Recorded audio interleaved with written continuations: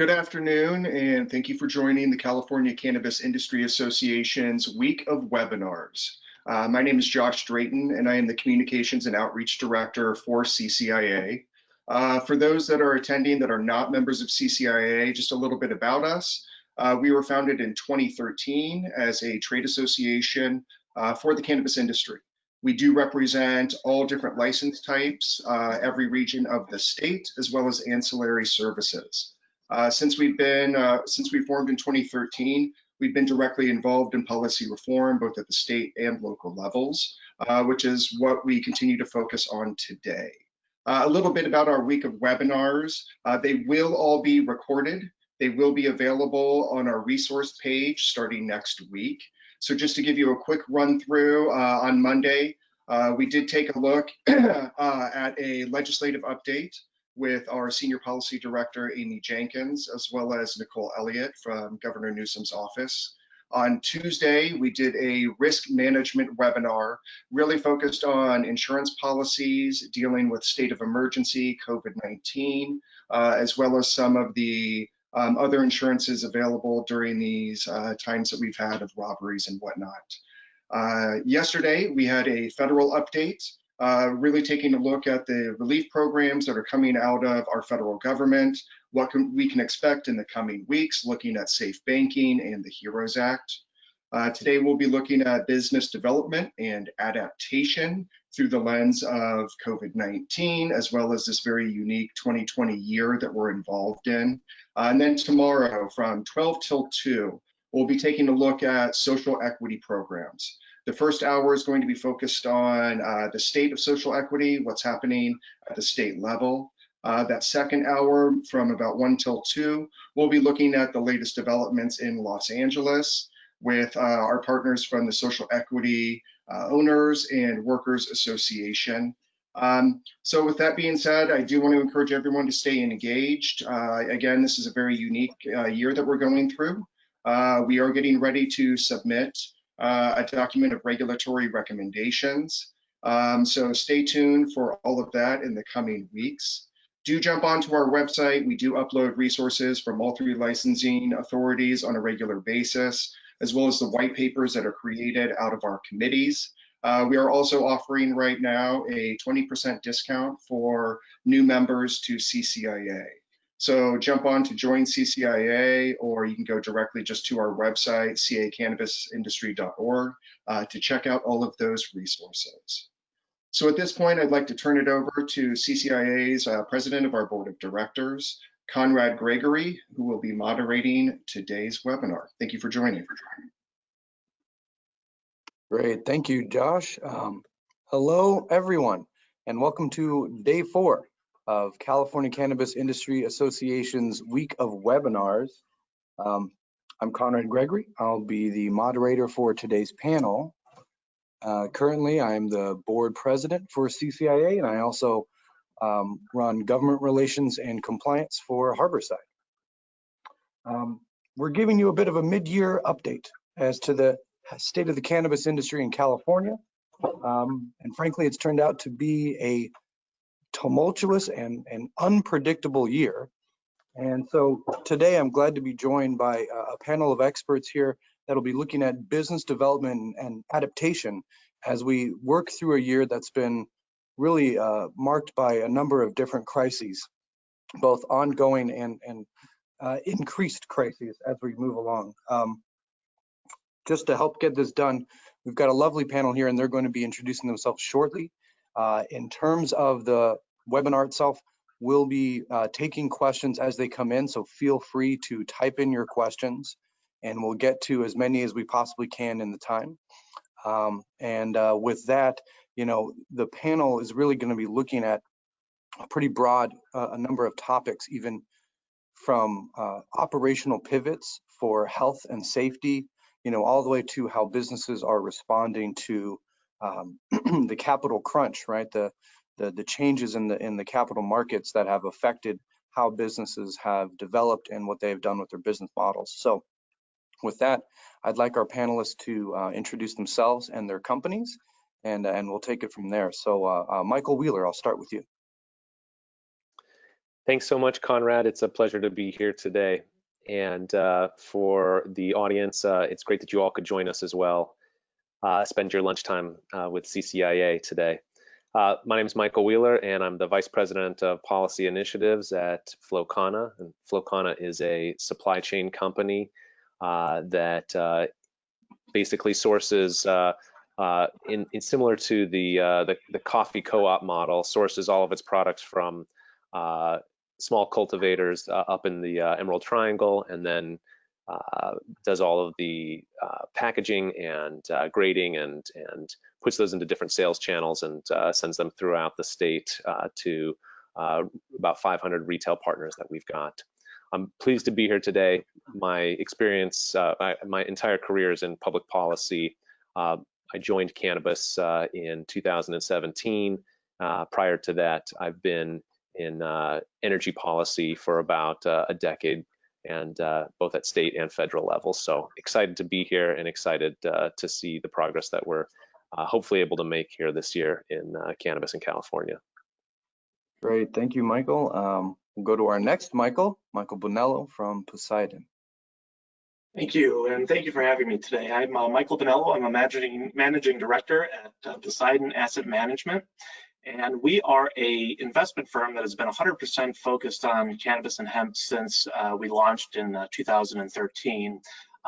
We are running currently two main funds and then some other side co-investment funds, but launched our first fund in January 1 of 14 alongside the Colorado market opening.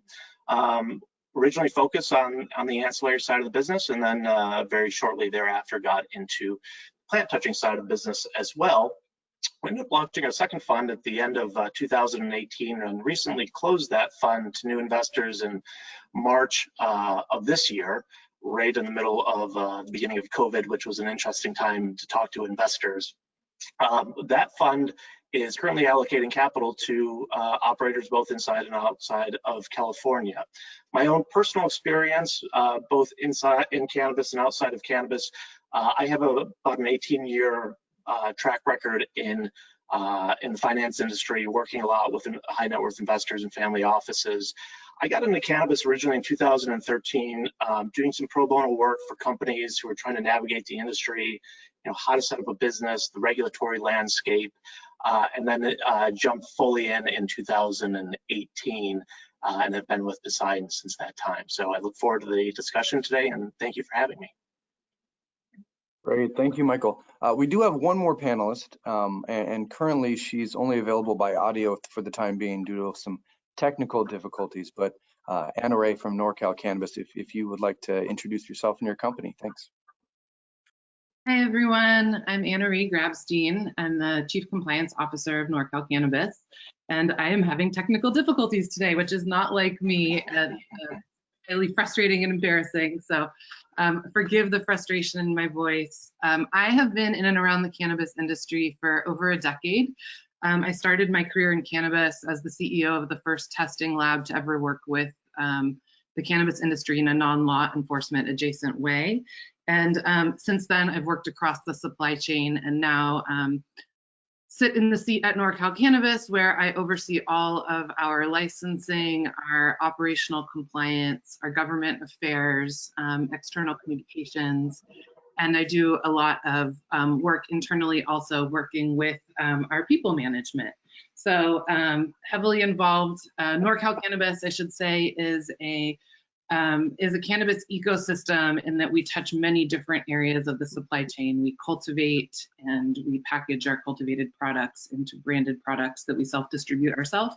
And we also have a couple of retail stores only operating in California. So I'm really excited to be here with all of you today, talking about how we adapt to an ever-changing environment, and hope that everyone gets something useful out of our conversation.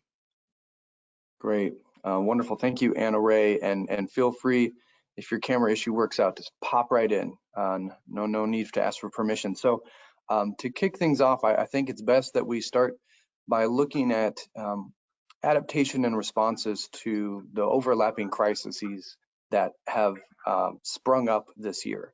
Completely unpredictable, completely sideways, and how businesses have responded to them and continue to adapt to them, because we had first, obviously, the COVID-19 pandemic, which is ongoing and continues to be an issue, and businesses have had to adapt. Cannabis industry has been deemed essential and has remained open, but it still had a major effect. Then most recently, we had a civil unrest in almost every city across the country, and that had a significant impact on many cannabis operators. And then, of course, the backside of the COVID-19 pandemic is the recession, and that's having an impact on consumers and consumer behavior, and even perhaps funding. So to start, I think, Anna Ray, if we could start with you and just thinking through how your business has adapted to some of these crises. Sure, thanks, Conrad. Well, when COVID started to become a reality that we realized we were going to face, there was a lot of different things that we started to do as a company. But the first thing that we did is we assembled a crisis management group, and that became the core of our addressing every challenge as it arose. And it really proved to be an incredibly important tool for us. And that crisis management group was a cross-functional team of leaders from within our company that touch every element of our operations. And that team at the beginning had a standing meeting in the morning and in the afternoon, where we would meet every single day, or at least attempt to discuss how we needed to implement changes and respond to the health crisis and the new health orders that came out, and then also external and internal communication to our staff. And so I would say that it's one of the biggest lessons that we had, is that team was so critical. Sometimes we try to manage at an executive level and try to solve all of the problems for a large, multifaceted, complex company. And what we did is we said, you know what, let's get all of the boots on the ground people to make sure that they're all in the room helping us make decisions. And then what that ended up turning into was after we were deemed an essential business, in order to maintain physical distancing, we expanded into having 2 shifts instead of 1 shift, so that we were able to utilize our physical space in a way that we didn't have to cut down on productivity, but we could create more safety for our teams. And then we also, for our corporate staff and the folks that weren't working on site at one of our essential facilities, we started doing weekly all hands communications to the team, because we found that as soon as staff started working from home, they started feeling more disconnected and questioning what was going on. So we implemented different communication strategies to make sure that people understood the performance of the company, new policies that were going forward, and also the approach and philosophy that we were taking to the way that we were looking at things. So just really trying to involve everyone. Got it. Wow. Okay. Yeah. And clearly there's been this kind of cross-departmental kind of structure that's had to emerge to provide kind of timely and effective responses to these crises. Michael Wheeler, how's FlowCanna? Yeah, so this is a great question. There's so many different angles to take it at. I think to add to Anna Ray's response, which FlowCanna has implemented that same sort of rapid response team, is, we've really had to sort of look at all of these as a two-sided issue, whether and ask ourselves, are we responding as a business the same way that any other business needs to respond to some of these challenges, or are we looking at this from the cannabis industry specific side? And obviously, with regard to the social justice, social equity challenges that have been front of mind lately, there's a lot of cannabis industry specific lessons and education that's important for us to bring to our employees and make sure that everyone is well informed about the long history of racial injustice that is a part of this industry, and is something that obviously we're all working to try and remedy. By taking that approach and looking at things from, clearly understanding which angle are we looking at this issue from, we've better been able to address these challenges. Gotcha. Thank you. And Michael Bonello, I know that you're on the investor side of things, so it may be a little different in terms of you're not necessarily a plant touching operator, but just curious your perspective on how you've adapted to some of these crises as they've popped up this year. Sure. So we work with a lot of operators in the state, both vertically integrated operators and then operators that fall along the supply chain. And one of the things that we've pushed for years with operators that we work with is a business continuity plan. And I think COVID may have been one of the first major tests of that plan. I think if you've been in this industry in California for a number of years, you've probably dealt with a lot of supply chain interruptions throughout that time. Without getting into details around some of those, but this was the first big test of it. And so the question is, how to adapt, in the longer term around this. And some of the things that the operators that we work with were doing or are doing along the lines of what Michael and Anna Ray were mentioning, in terms of health and safety guidelines around COVID, which, between curbside pickup, delivery, shifting over to e-commerce. My general feeling is that a lot of things that COVID forced us to do was coming down the pike anyway, and it accelerated the timeline of these things.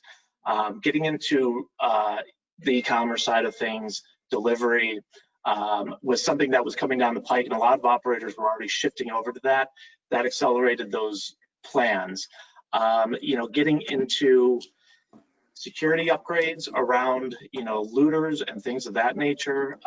There's a lot of changes that were made with some operators, including securing up maybe safes and things of that nature. It was a really difficult situation when you've operated, you have security guards in place, but when you have 20 people show up one day and some brandishing weapons, there's not much that can be done with that. The best thing that security guard can do is just walk away from the situation.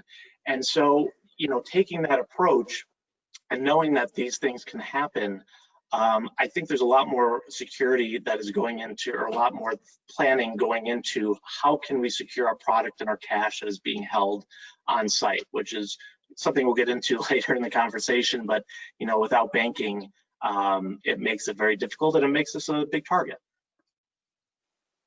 Yeah, absolutely. And we will touch on kind of expectations around legislative and regulatory changes possibly happening this year, including the banking piece. But you speak to a little bit about this, the adaptation that is happening now, this kind of focus around the operations. And frankly, that adaptation was happening before the crisis even hit, right? And it was in some ways cannabis companies responding to the market and responding to capital markets as well, the investors. And so I'd like to transition a little bit to that and think about adaptation around business models and those kind of pieces. And I see that we have been joined with her camera working. Anna Ray, thank you. Why don't we start with you in terms of adapting around capital market changes? Sure, thanks guys. And can everyone hear me now that I'm on my camera? Okay, great. Super glad to be on screen with everyone. I can breathe a sigh of relief. Over the last 6 to 8 months, we've seen a major shift as operators with the access to capital. Really, the investors that we've worked with have changed their approach and their perspective to the way that they've been looking at our businesses. Whereas a couple years ago, it was all about growth, and how fast can you get to certain revenue milestones. What we're seeing now is an increased pressure to see profitability and cash flow from operations. So I think that the entire industry, and I know our business certainly has been shifting in terms of our strategic scope to ensure that we are profitable, with the understanding that now it's time. We've been at this for a few years. We had a good runway at the beginning to get all of our ducks in a row, and now is the time to really have our house in order to show that we can turn what we've built since 2018, when we got all of our licenses, into something that can support itself and can grow organically into the future and be profitable. So it's been really exciting for our company to to see that we were able to make that shift. And it was something that I think everyone was nervous about when the tide started shifting in 2019. And I think that it is going to lead to a lot of both consolidation and failure, in that people were operating under an assumption that access to capital would be endless forever, and that it was about growth. And at some point, it shifted. And I'm curious to hear from Michael of what the reason was for that shift last year, if it was outside economic pressures that caused it, or if it was time for people to see performance. But I do think that profitability is somewhere that all companies really need to be focused on right now, and they can't just be relying on growth and revenue. Michael Bonello, feel free. Yeah. Yeah, I'm happy to jump in. You know, we're allocating capital throughout all of last year, but we have limited partners, our LPs that are in our fund, and most of these investors are primarily non-cannabis investors, and so we hear a lot of what they have to say. And I think what ultimately happened last year, and the thing that I've talked to investors over and over about, or heard from them about, was ultimately, to Anna Ray's point, was this lack of profitability. And over, call it 2016, 17, 18, in the industry as a whole, I like to call that the honeymoon period, in that companies were raising capital, they were spending capital. There wasn't a focus so much on profitability as there was growth. But after a couple of years of this, and a lot of outside investors getting burned one way or another, there was a pullback of capital. And I think one of the things that really cemented it in 2019 was you had investors that may have not been, or had some bad experiences in the cannabis industry. Then you had some large bulge bracket US banks bring some deals to the table last year that a lot of these high net worth individuals and family offices got into, because they said, okay, you've got Bank of America, Merrill Lynch, Barclays, you had some headline grabbing bank names on some of these deals. They said, great, the big boys are here finally, they know what they're doing, and these are coming to market. I'm not going to mention any names, but some of these deals were down anywhere from 50 to 90% in the first few months after the IPO. And that, I think, was the nail in the coffin in 2019 in terms of the capital crunch. I think investors, and especially high net worth investors that are funding a lot of companies in this industry, you have to remember, these are wealthy people. The goal of a lot of family offices is to preserve wealth. And so the type of speculation and losses they were taking in cannabis, I think they just took a step back and said, this isn't necessary. I'm going to let this industry mature a little bit more. I'm going to let the infrastructure build out a little bit more. I'm not going to take these bets on, a branded product company or what I consider to be a little bit more speculative.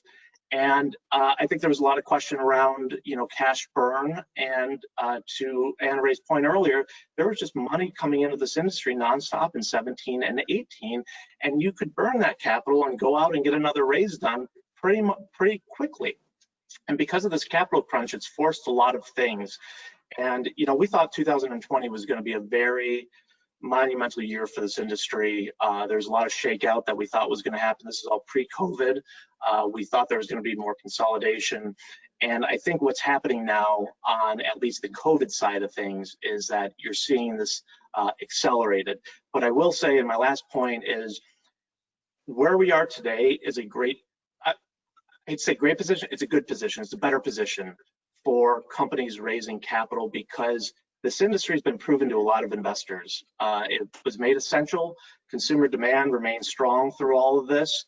And now we're seeing some of the larger MSOs show profitability, and that's getting investors excited. They're not just seeing the bad headlines. They're seeing companies that are profitable, EBITDA positive, and it's giving investors more hope of, okay, this industry has turned the corner. Now's the time to get back into it. And the other thing is, when they look at the general economy, they say, where else am I going to get growth right now? So I am optimistic. That's hopeful. Yeah, that's great. Conrad, just maybe two quick points to add. So I guess it's been fascinating to hear Michael speak about this. And I'm struck with how, while we have a change in the capital markets or capital supply on one end of the spectrum, we're also seeing a change in the market and consumer behavior with recession trends on the other end of the spectrum, and the trending towards value products.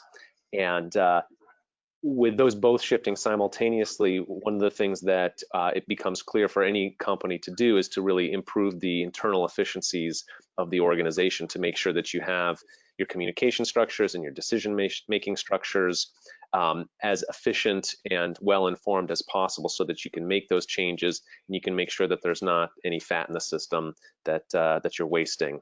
But it does bring up this other issue that I'm actually concerned about. I'll just share it here, and then something we can discuss maybe another time.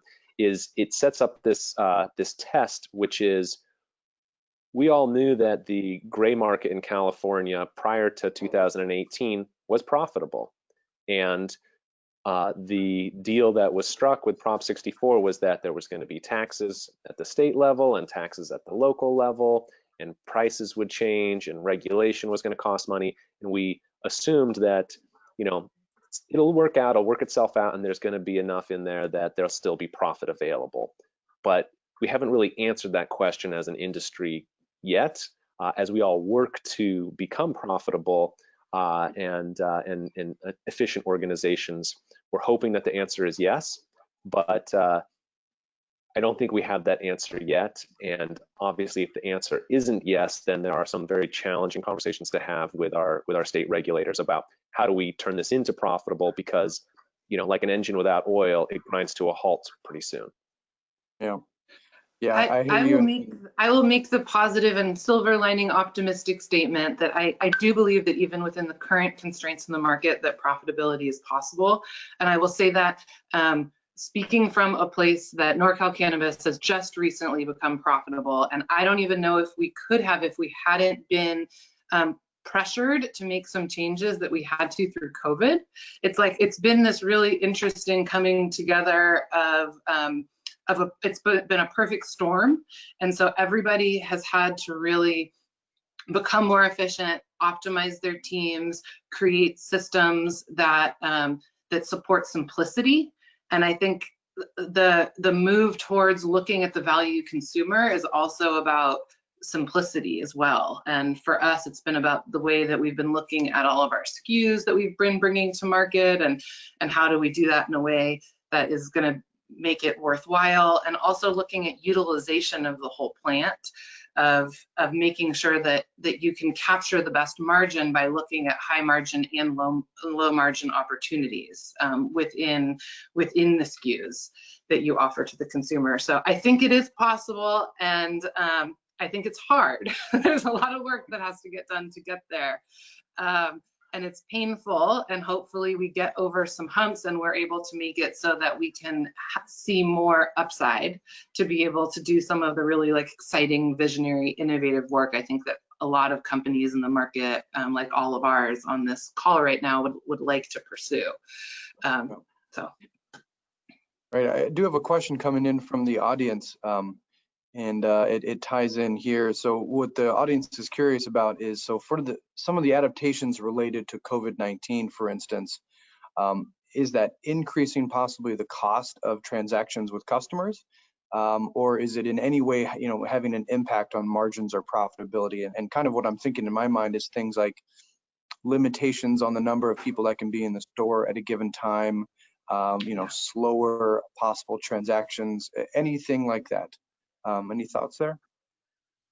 I can speak to retail a little bit. Certainly at our retail stores, it's been complicated, and it's more staff intensive to manage with lower inflow of staff. And at the same time, we're seeing retailers across the state start to utilize technology to do ordering ahead, and we've been doing that at our stores, and that has been something that wasn't very popular before COVID, and now we're getting a lot of orders ahead. And so it's been a mix of, on the one hand, the people who are choosing to come into our essential business and shop might have to wait so that we have more physical distancing inside of our four walls, but then there's lots of transactions that are happening more efficiently. And so I definitely encourage people to look at ways to make the in-store shopping experience streamlined And ordering ahead platforms are one of the best ways to do that. And there's a lot of technology providers serving our industry right now that have been doing a lot of adaptation themselves right now to make it more possible. There's still definitely constraints on that, both from like a payment processing scenario and just the ability of small businesses to get up to speed to implement technology at the pace that consumers expect it. You know, we don't have the same technology teams that an Uber or a Lyft has to make a shift overnight, but we'll certainly try. So I think that's one thing that I would suggest. Yeah, that makes sense. And I think when we had spoke before, there had been a mention about a kind of an increase or an interest in developing e-commerce related type of solutions. Wondering either Michael, if you can speak to that and either what you're seeing or what you might be working on. I'm happy to jump. You go first, Michael. So I think two things come to mind when I think of this shift. And to answer the question, I think yes, in terms of there's some short-term cost to this, but these are really long-term solutions that a lot of retailers are planning to do. I think delivery and online ordering is a big part of that. And then on the flip side of that, we have seen a rush in retail to get customer engagement software or platform to do targeted texting and things of that nature, because you don't have the customer engagement that you used to have by people just walking in the store and being able to have a conversation and having the bud tenders educate them. And so we've seen a lot of retailers turn to these platforms, and there's a number of them out there, there's great platforms, to really hone in on their customers based on their buying trends. And rather than getting this, kind of a blast text that said there's a sale on this product that I never use and a form factor that I never used, I personally am getting more targeted text for products and form factors that I might be buying on a monthly basis. And I think that's one way that retailers are driving sales without being able to engage the customer face to face. Yeah, great point. I'll answer the question, Conrad, just by saying that it's almost as if you have been in the same board meetings that I've been in over the last few weeks, talking about, what are the barriers to e-commerce that we all have. And while brick and mortar retailers have a little more opportunity and delivery operators have a little more opportunity, I can say there's a growing interest at all levels to be able to connect directly with customers if customers are mostly are starting to move to a more digital interface for orders and interaction with their cannabis, akin to the wine club choices that we all have available to us here in California. Why doesn't that exist for cannabis in the same way? Well, there's a number of barriers, such as you've got to have 2 different licenses just simply to be able to pick and pack and then do a delivery. Secondly, you can't take advantage of a last mile delivery operator the same way that a wine club does, because that's just DHL or UPS or somebody like that, and that's not going to work for cannabis. And then thirdly, to the fact that instead of just having an adult 21 years or older sign, whoever's home, you've got to have the exact individual that made the order sign for that. And then lastly, you can't even give it as a gift, because the person that ordered it has to be the person that paid for it, has to be the person that's picking it up too. So I think e-commerce is a really interesting topic that definitely needs to be addressed in the 21 legislative cycle. I'm hopeful that CCIA is going to put that one on at least on this top 10 list. Right. Those are some great ideas. It makes perfect sense too, right? I mean, you think about it, in part, the background there is federal illegality, right? And in a way that affects a lot of this, right? And the way cannabis is treated, we don't get treated like any other industry, right? We are absolutely locked down in terms of that kind of track and trace and knowing your customer kind of stuff. And so we can't just hand it off and put it in the mail or anything like that. We really can't do that. So interesting question coming in as well from the audience, and it's related to adaptation a little bit more on the investor side. And it's about what could a profitable equity-owned business do in terms of adapting and becoming visible to investors? I'll let you take it first, Michael Bonello. In terms of getting visible to investors, I think it's really a matter of getting out there and finding platforms where you can present to investors, whether that's a our View of the World or family office network platform. One of the hardest things to do for companies is to find the investors. And a lot of companies have a lot of good things to show investors. It's a matter of, how do I get these people? How do I get to high net worth investors and family offices, which are very private? I don't want to say secretive, but they're hard to track down. I think from an equity standpoint, there are investors looking for these types of opportunities. And profitability has been one of the hardest things around it, especially in certain equity programs. I'm in San Francisco. It's a very challenging equity program here, if not in some cases you might say impossible. Things are getting fixed. Investors look at that, and without even looking at the individual company, they say, how could this work in the long term with all of these handcuffs the regulators have put on some of the equity owners. So my feeling is if you can get in front of these groups, or contact a group like us at Poseidon, we'd be happy to look. And we also know a lot of investors in the space, both cannabis funds and non-cannabis funds, and we'd be happy to share those materials. I would give one other tip, and that's great, Michael, everything you mentioned. I think to look for mentors and to look for businesses that you might already, if you are a startup and you're an equity business that hasn't started yet, but is planning to, connecting with businesses that you hope to do business with once you're open, and look to them to form collaborative mentorship relationships and see how they can help you. And see if they have ideas or investors that they've worked with that they can introduce you to. And if you are already open, looking to those businesses that you're already working with that are maybe not competitive, but actually that you support and that you plan to help as you grow together. So just really looking to utilize every connection that you possibly can, and to reach out to find mentors that can help make introductions. And I definitely offer myself as a resource to anyone that is in the equity space that would like any introductions that I could help with.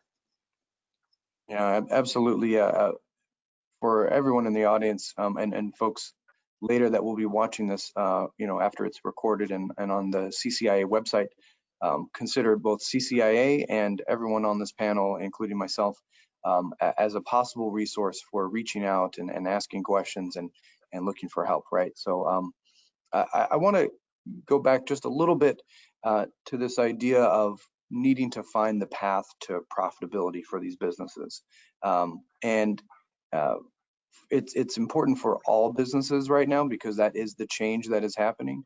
So Michael Bonnell, I'm wondering if you could speak to that. And what I'm really curious about is yes, it's a drive toward efficiency, but have there been adaptations around business models, and what have you seen emerging around that? Mm-hmm. Yeah, and I think the drive towards profitability, investors aren't saying you have to be profitable today for me to make an investment. I think the overlying comment from a lot of investors are, there was such a miss on the pro forma that I invested in. And pro formas, when you look back, and I had an investor send me a bunch from 17 and 18, and he said, look at these promises for 19 and 20. Even with COVID and the social unrest and the recession slowing things down, even if we didn't have those things, there's no way those would have been achieved. And so I think investors are looking just for a more realistic roadmap of achieving profitability if you're not profitable today. And a lot of it comes down to hitting your marks, or getting close to hitting your marks that you had estimated. And that's one of the biggest things that we've seen in this industry. The misses have just been too great. And I'm not blaming the operators 100% on that by any means. I think there's a lot of assumptions for regulations and taxations that would have changed by now, and they didn't. And that's tough. It's frustrating. In terms of how businesses can focus, or what businesses can do, focus is the number one thing. I think one thing we hear from investors is, and a lot of these are long, very smart investment people, they look at these companies and say they're working in so many different verticals, how can you be an expert in all 5 of these verticals? And that's not to say anything negative against vertical integration, but what we're seeing is companies, rather than building out new facilities when they reach, cultivation capacity, production capacity, whatever it may be, they're turning to third-party service providers, which the state has a lot of and has been growing more and more, in order to keep their costs down, not have to go out for this giant raise and build a new facility and hope that you can be running at 100%. And obviously that's going to hamper profitability. But when you look at the supply chain, there's so many good operators that are doing, might be doing white labeling, might be, just cultivators selling wholesale. When you look at all that, we question, why you expand your retail or your branded products company, why are you expanding on cultivation and putting all this money into cultivation when there's so many good cultivation partners to be found in the space? And so the focus on maybe 1 or 2 pieces of the vertical, even though you might have, all the vertical, and expanding on maybe 1 or 2, but not the whole vertical, I think is something that investors like to see. I think it's useful to talk about the history a little bit of the last couple of years of the development of the supply chain and why we're now having the option of focusing as operators more. Because in 2018, when the state issued licenses, there were so few operators. And so that didn't give businesses an option to work with a co-packer or an edible manufacturer that could make gummies if they wanted to expand their product line, or a third-party distributor that had a track record of success. And so there was a need for full vertical integration because companies felt that if they needed to have control over their own destiny. And the only way that they could do that is if they tried to do everything. And now, as the market has matured, all of us need to adapt and focus our business models into understanding what our core competencies are and figuring out what are the areas that we can really win. And I think that option for adaptation just wasn't there, and it's symbolic of the market becoming slightly more mature, our licensing authorities passing more businesses through the process to open up the options. And also we're seeing some companies that tried to come into the market to have brands say, you know what, this doesn't work, I don't want to put that money into marketing, I'd rather be a co-packer or a co-manufacturer that provides services to other brands and they do the marketing, because that's what they do. So I think that it's a sign of the times, and it was a natural evolution, and the vertical integration wasn't necessarily a mistake, but it was something that needed to be the case at the time, but it isn't something that's going to last. We're not going to see that 5 years from now. Companies are really going to put their flag in 1 or 2 key areas. Yeah. Something that I've also been seeing, and I agree with both Anna Ray and Michael here, is as we see more and more, what would I say, folks coming from other successful industries who have that experience and background, and we're able to bring a little bit more reality and to some of the expectations of companies, but also how to use past experiences to problem solve around some of the structural limitations that the regulatory structure creates for all of us. That has been, I think, really interesting for me, and probably one of the most exciting places of discussion within companies right now is where you have those, whether it's logistics or it's operations, and those professionals that are wrapping their head around the limitations that exist today, but then bringing those new solutions that perhaps the cannabis veterans were probably not aware of. Yeah, that makes sense. And the supply chain has just been absolutely critical, obviously, for this entire industry, and it's been a constant state of flux ever since regulations have rolled out, from changes in testing to changes in how distribution works. We do have a question coming in related to the supply chain, and the question is kind of about how manufacturers and processors could do better outreach to dispensaries and the retail side in order to kind of meet the requirements of dispensaries and what the market's looking for, and also to assure shelf space. So I'm curious, Anna Ray or Michael Wheeler, any thoughts you have there? I would jump in and just say that this is a age-old problem, and it was 2 years ago that Flocana and CCIA co-sponsored the trade samples legislation, trying to start this dialogue with the state about, just like any other consumer good, there's a need to bring education and information of the product to other points in the supply chain prior to purchase.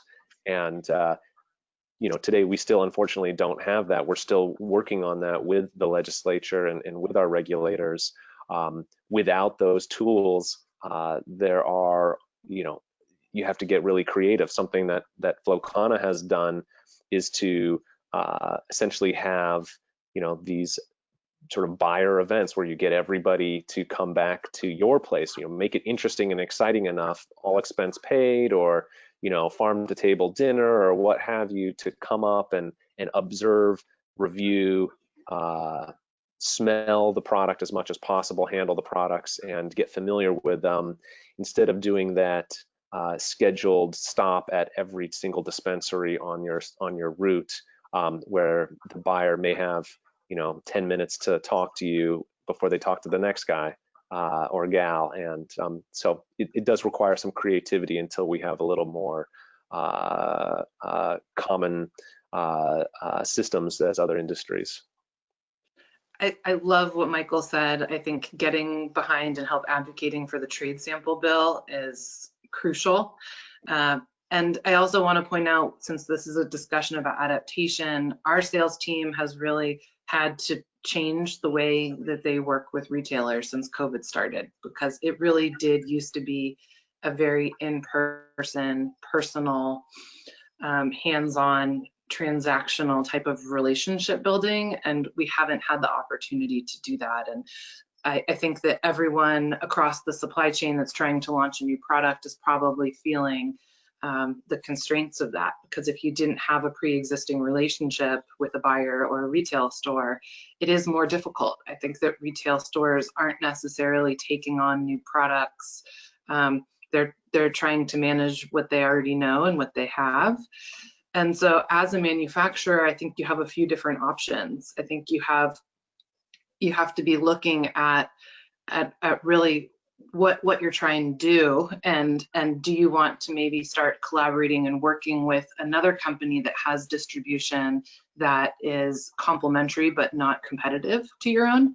Maybe if you're a manufacturer, you look at a flower company and you try to start working together in ways that you can get yourself into their distribution channels and do cross promotions. Because if you're out there on your own and you're not getting traction, I think that the best thing to start looking at is complementary relationships, either with other products or with suppliers, distributors. Yeah, thank you. And that's actually a pretty good segue.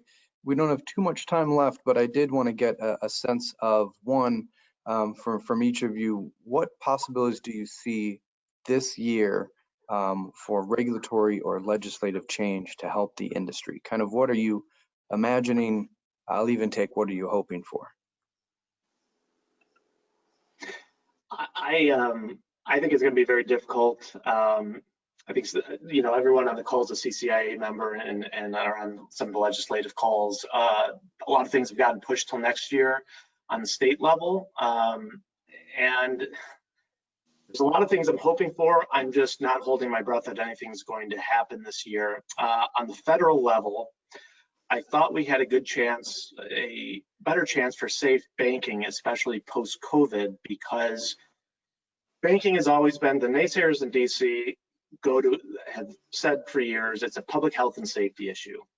And COVID allowed us to flip the script on them and say, you make us use cash, you make us interact, pass cash back and forth, break 6 feet to do that. You've created a public health and safety issue by not giving us payment processing. And I thought that was kind of a common sense thing that may push banking forward. And I'm still hopeful that that banking can become a part of the next stimulus package that we might see in the next 30 days. I know there's a lot of people working hard on that right now, but if we don't get banking done this year, my personal feeling is we're not going to see much on the regulatory side until 2021 because of everything going on, which is unfortunate. I will say that CCIA is working really hard to put together some regulatory recommendations for the state of California that will benefit all businesses operating in the state, and also people who are looking to come into the space. How realistic it is that those regulatory changes happen, I think we are still a little bit unsure. We're looking at a consolidation of our licensing agencies in 2021, most likely. And as a result, it becomes a bit of a horse trade about what makes sense to do now versus in the future. And there's a whole lot of things. I've got a whole list of things that I could tell everyone about that we're working on, from the way that metric is handled to the way that we address trade samples and sampling procedures for batches and blends and ownership versus rental of vehicles for distributors. I mean, I think we're really tearing it apart piece by piece to try to make sure that everything that is in place currently that businesses face are both practical and logical and give us the ability to optimize our businesses. How much is actually going to happen, I don't know. I don't want to say that I just am hopeful, because I'm more than hopeful, because I'm seeing that the work is getting done. And hope is when you sit back and wait, and that isn't what's happening. There's a ton of work being done from individual businesses and on the trade association level to really make sure that our voice is heard. And so I think that we will see some change. I think that you just got to stay tuned to see what that change will be and what really sticks. I don't know. I support that, Anna Ray. I also will put my hope on safe banking in the next stimulus, doing a lot of work there. And I think, as far as bang for the buck, that would certainly provide the most. At the end of it all, I would say, don't forget to reach out to your representative, your state representative, and communicate to her about, I have so much opportunity if I could only grow a little bit, and here's some key things that are limiting my ability to grow.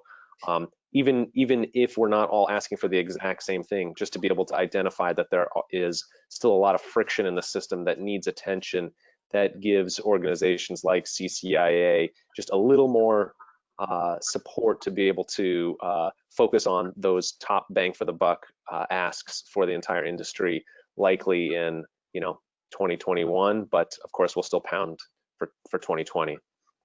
And there is one big thing we know from the budget, which is that the BCC is going to get a lab this year. And that is going to be very interesting to see how it is implemented, and then how it either gets in our way or makes things better for us as an industry. And I think that remains to be seen. And CCIA has been very active in that process so that we can see that lab turn into something that's a real support for the industry. And I would encourage everyone to follow that and track it and get engaged. One real quick comment, because I know we're short on time here. I'm very optimistic in the long term of what's happening in this industry throughout COVID. I think the industry has been really validated on a national level. And I think if you don't see change in 2020 because of the underlying factors, you're going to see a lot of change on the state and federal level in 2021. And we all know, with a lot of naysayers down there, it comes down to dollars and cents. And if anyone is following what the state of Pennsylvania Republicans said 2 or 3 weeks ago, we need the tax revenue. Let's get this done. Let's get cannabis legalized. We need the tax revenue. We need the job creation. And that's going to drive this industry over the next year and a half. Well, that is excellent. On that very hopeful note, I think we'll start to wrap it up, folks. We've got a couple of minutes left. I just want to thank all the panelists for your participation and your thoughtful discussion. Thank you to all the folks watching. Lovely participation from the audience. Glad we were able to get to some of your questions. And thank you for watching this day 4 of the CCIA week of webinars. I'm going to turn it over to Josh Drayton from CCIA to wrap it up. Hey, thanks everybody. Special thanks to Anna Ray Grabstein, Michael Wheeler, Michael Bonello, and Conrad Gregory. Your expert advice and insight into the ever-changing landscape within the cannabis industry is greatly appreciated. Thanks to everyone that joined. Again, we will have all of our webinars on the website starting next week. So go to cacannabisindustry.org. And finishing off the week tomorrow, we will be having a 2-hour discussion on social equity.